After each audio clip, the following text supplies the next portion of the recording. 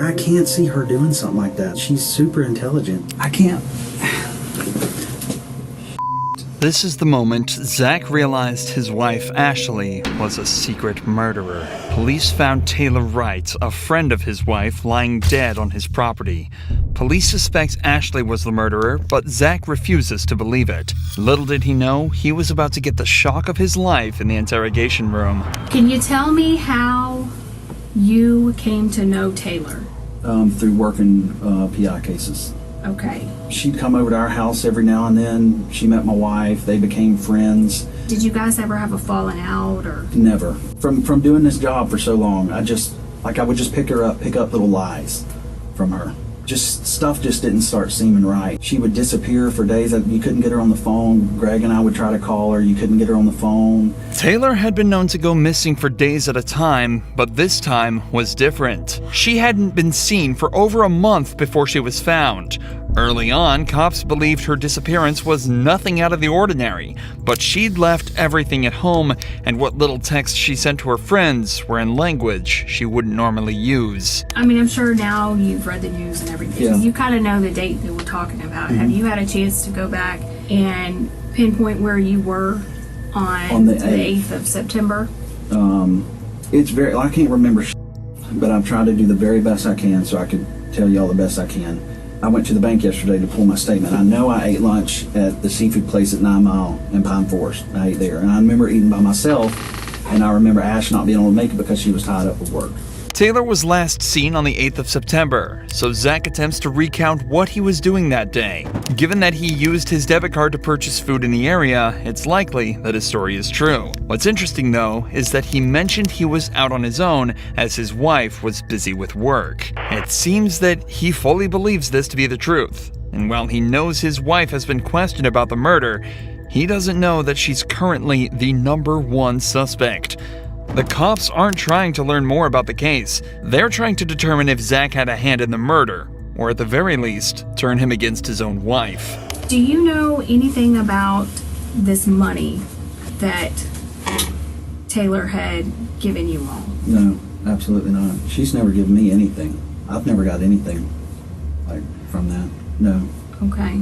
Do you know anything about your finances? No, to be honest. I give her when I work a case or and I got a settlement from my attorney, I hand it straight to Ash. She takes care of everything. The money the detective is referring to here is a sum of $34,000 that Taylor had given to Ashley for safekeeping. Taylor was going through a divorce and wanted the money away from her own accounts. But instead of putting it in a safety deposit box as promised, records show Ashley put it into her own accounts. By the time Taylor wanted it back, she'd already spent all of it. Coincidentally, Taylor only asked for it back on the 8th of September. If it's not already obvious by now, Zach is a very caring person who obviously trusted his wife a lot. So far, he's provided solid answers to where he was when Taylor disappeared and his involvement in the couple's finances, equating to almost none. But the detectives have to rule out any involvement whatsoever, so they decide to discuss where the body was found. The property up on Britt Road, and that's owned by her aunt and uncle. Have you ever been out there? Yeah. When's the last time you think you were out there? The last time I went out there is when I traded my four-wheeler for a side-by-side. And that's the last time I've been. Before that, I couldn't tell you. But when was that? A couple months back.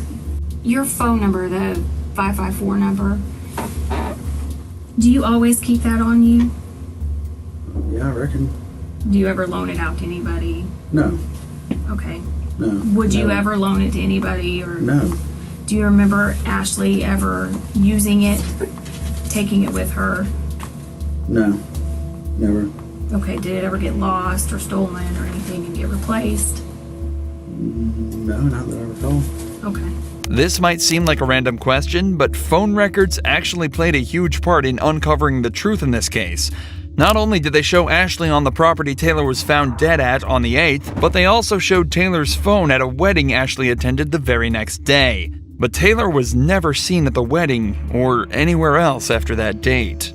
detectives here are just trying to confirm that if suspicious activity was discovered from Zach's phone records, there would be no way to argue that it wasn't him in control of the phone. But remember, Zach still has very little idea surrounding the true nature of this case. He doesn't know how much evidence the cops have against his wife. All he's doing is defending himself and providing answers that'll hopefully solve the case. So given his compliance so far, the detectives decide to try and question him about some more physical evidence. Do you own any 9mm Yeah. handguns? What kinds? My Glock.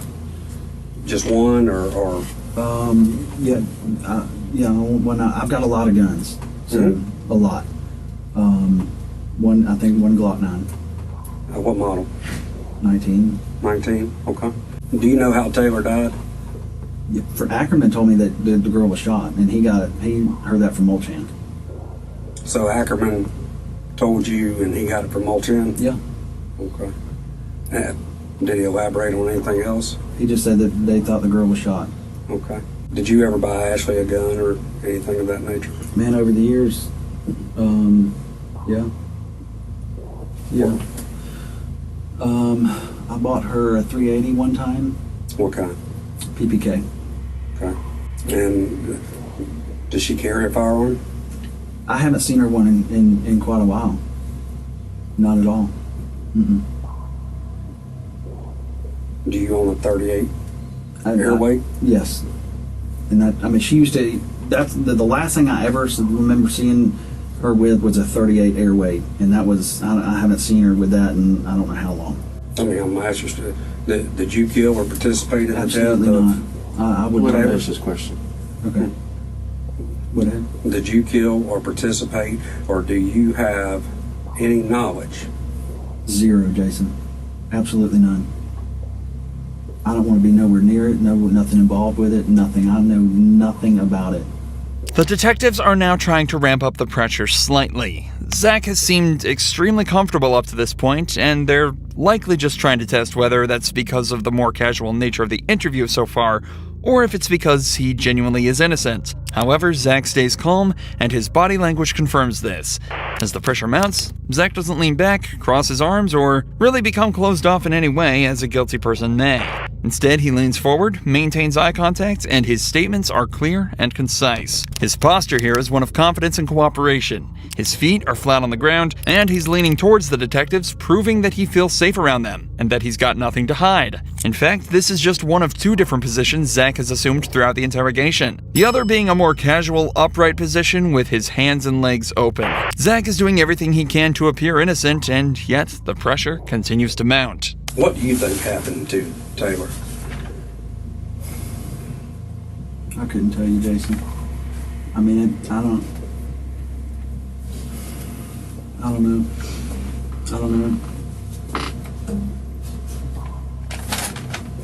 I mean, nobody deserves to ever get anything happen to them like that whatsoever. I don't know, buddy. I don't know what happened to her. And, I'm asking you, as this investigation continues, whether it's text, phone records, computers, financials, is there going to be anything that hems you up or ties you absolutely to that? nothing. Well, and not just being involved in the actual murder, but as far as, afterwards. Helping conceal. If any person in this world was like, hey, Zach, come help me do something, I would run from that mother as fast as I could. Well, I mean, just, hell, it's all over the news. Yeah. You've read it. Yeah, I've read Right. it, and And I mean, trying to swallow it and figure it out. I mean, it's like, it's terrible. but you've read it, so you know at least some of the details. Just based upon that and your knowledge of the job that we do and the job that you used to do, what's your thought? Feelings aside, Just logically. I can't see her doing something like that. I mean, she's super intelligent. You know, she's got a criminal. I mean, Master's degree. yeah, or back. Is it master's or back? I don't know. One of the two. And that's just sloppy. I mean, that's sloppy. I can't see her doing that. There's obviously a lot going on in Zach's head right now. He obviously doesn't want to believe his wife killed someone, but his years of experience as a PI, coupled with all the evidence against his wife, logically have to be convincing him otherwise. Not only were there the bank statements and the cell phone records, but Ashley was even caught on camera at a hardware store purchasing the exact same type of cement that was used to fill Taylor's grave. At this point, though, the detectives have seen all they need to. Zach takes a minute to discuss a few things with his lawyer, and he signs a search warrant allowing them to obtain all his cell phone records. Eventually, Zach is cleared of any wrongdoing and is allowed to return home. His wife, however, was a different story. We, the jury, find the defendant, Ashley MacArthur, guilty of first-degree premeditated murder with a firearm as charged in the indictment. Ashley MacArthur was sentenced to life in prison with a mandatory sentence of 25 years and is now serving her time away from her husband behind bars.